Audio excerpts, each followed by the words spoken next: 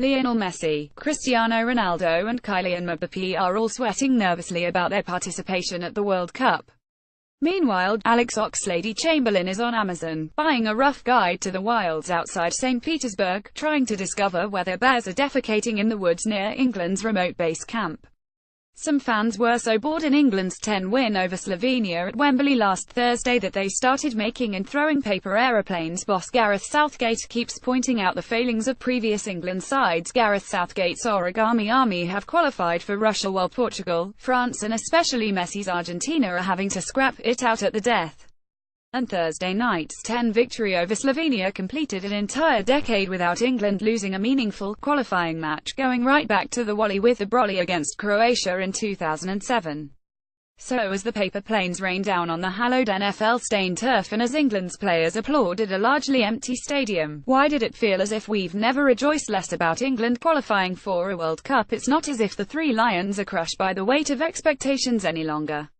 Most England fans haven't expected anything much since the 2010 World Cup trouncing by Germany in Bloemfontein, and many abandoned all hope back in the Steve McClaren era.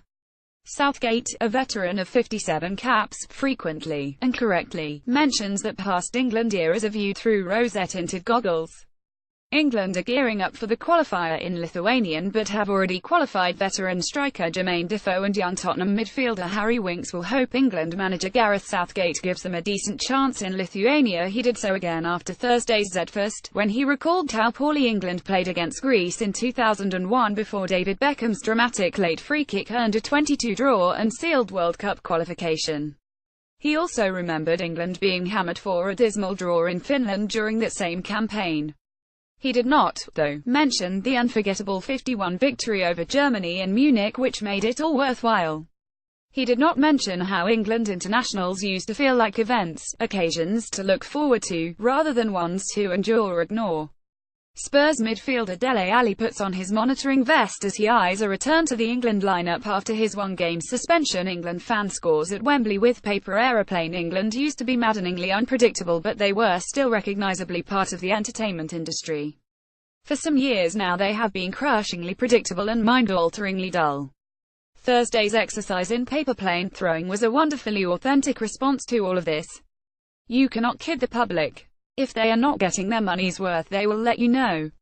England need to step up the pace and their inventiveness if they aim to restore the enthusiasm of the nation over their World Cup chances next summer. Southgate was left pleading for support, attempting to generate a feeling of pity for his young millionaires. It was a misguided plea. England may have a smaller talent pool than in Southgate's playing days, but there were 9 Champions League players in his starting 11 on Thursday and there is no excuse for them to be unwatchable. The public is beginning to switch off. The official attendance of 61,000 would have been respectable, but even the FA Blazers in the posh seats were laughing when the figure was announced. The 90,000 capacity Wembley was barely half-full. At least England are in a stronger position than superstars like Portugal legend Cristiano Ronaldo, who are struggling to even qualify for the World Cup finals. Lionel Messi and Argentina are in real danger of missing the finals, putting the plight of a plodding England team into perspective. A couple of years ago, FA Technical Director Dan Ashworth launched the England DNA plan to lay down a playing philosophy for all age group levels. Yet it is manifestly not in the English DNA to play the sort of slow, turgid, soulless football served up by Southgate's team throughout most of his 11 games in charge. Maybe the whole DNA thing was just one of those slogans the FA dreamt up over coffee at their St George Park gibberish sanctuary, the result of some weird caffeine high.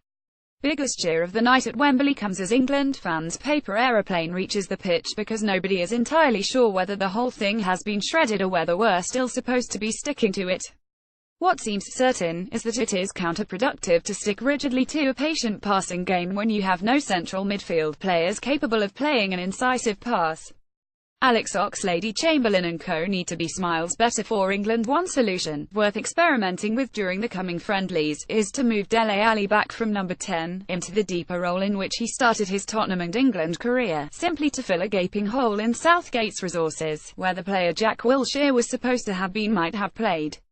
A plodding midfield pairing of Eric Dier and Jordan Henderson is not going to provide a platform for a side hopeful of beating any half-decent team at a World Cup. England fans hold up fake World Cup after Harry Kane scores last-minute winner in qualifier against Slovenia at Wembley. But while Southgate played the sympathy card on behalf of his players, the FA are currently in danger of talking down England's chances too much. Just hours before England secured qualification, Chief Executive Martin Glenn was accusing his players of being mentally brittle. This was tough on a team which scored meaningful injury-time goals against all three of their main Group F rivals during the qualifying campaign, which ends with tonight's dead rubber in Lithuania. But will you be tuning in to watch it, or have you got some paint drying to monitor or some paper to fold?